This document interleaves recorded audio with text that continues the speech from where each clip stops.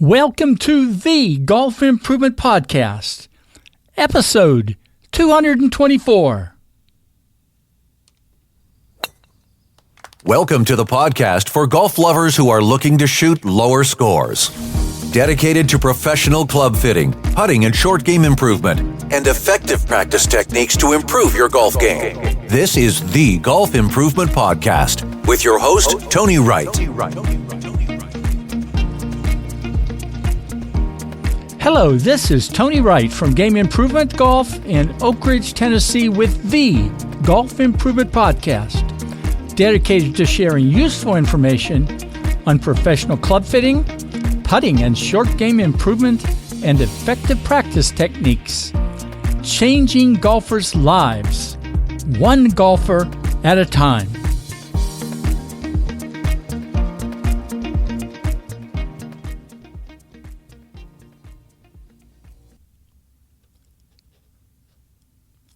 I've already mentioned to my wife Diane that my one request for Father's Day this year is that I just watch every minute of the final round of the year's U.S. Open at the Oakmont Country Club in Pittsburgh, Pennsylvania.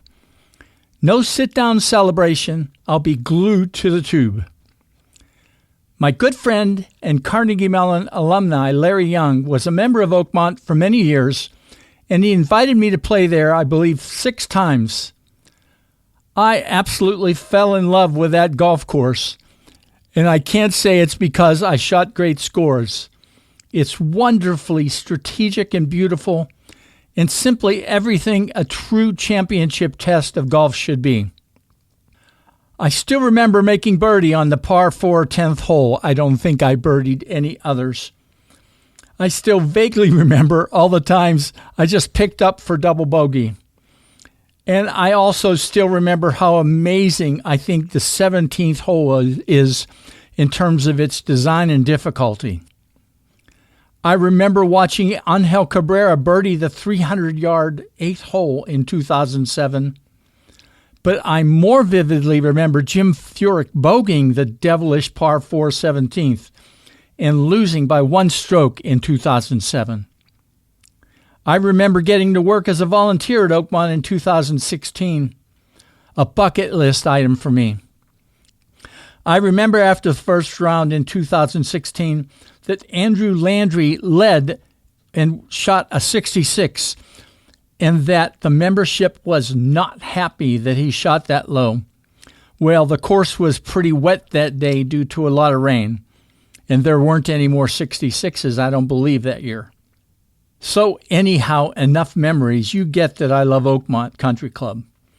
I thought it'd be fun to dig up a number of articles and posts related to Oakmont and past U.S. Opens, and an article that suggests that this year's U.S. Open will, well, if there's no rain, be one for the ages.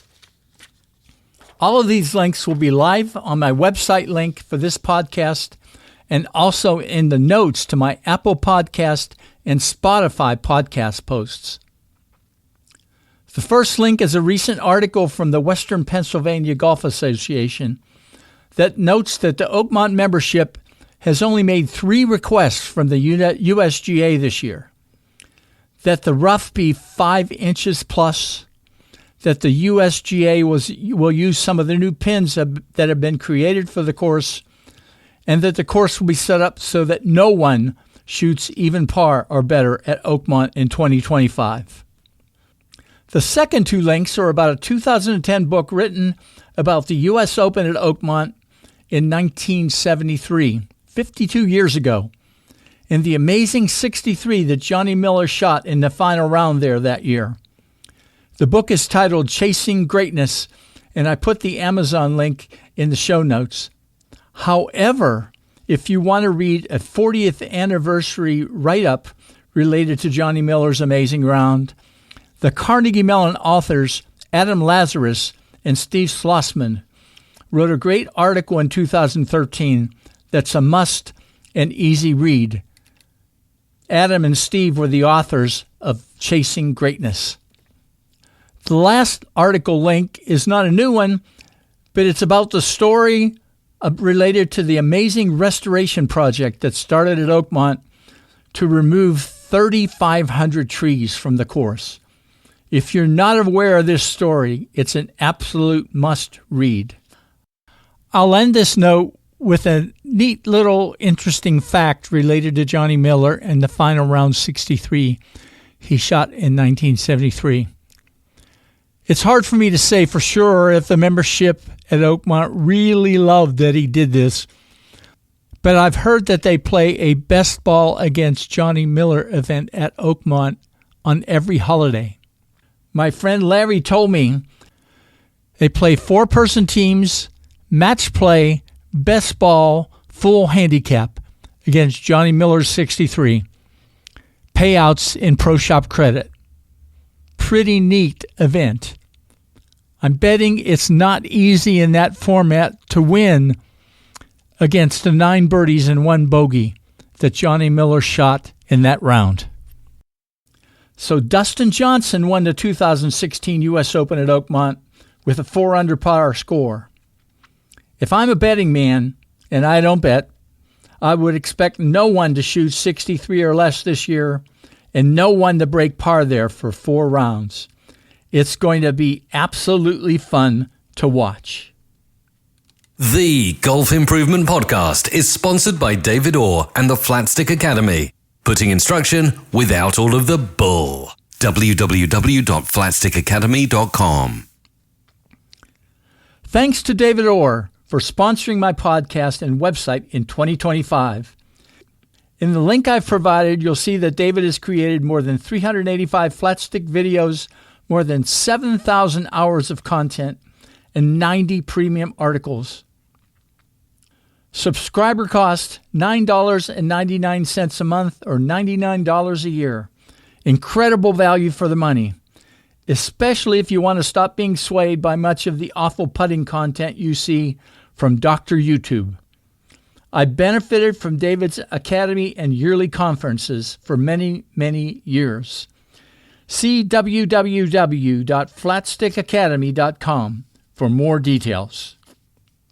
My shout out for this podcast is related to the fact that about 7 weeks ago, I broke 2 ribs in a freak old man accident, and so haven't been able to play golf again until just this week.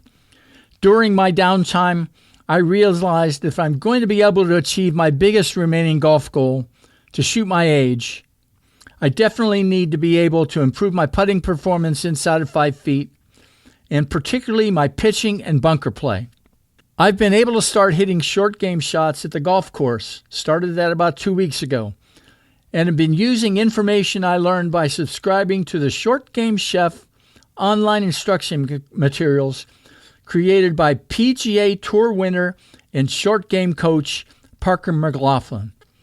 I've never been more excited about finally creating a great short game that I can trust. Thanks, Parker. I put a link to Parker's Short Game Chef website in the show notes.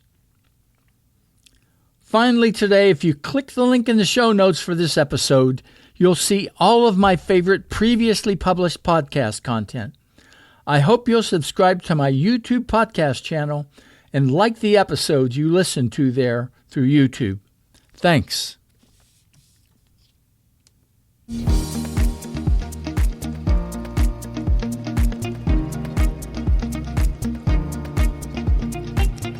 Well, that's it for today. It was great fun recording this episode. The Golf Improvement Podcast will return soon with another great interview.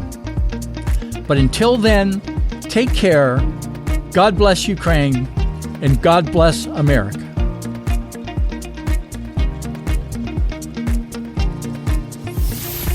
Game Improvement Golf, changing golfers' lives, one golfer at a time. www.gameimprovementgolf.com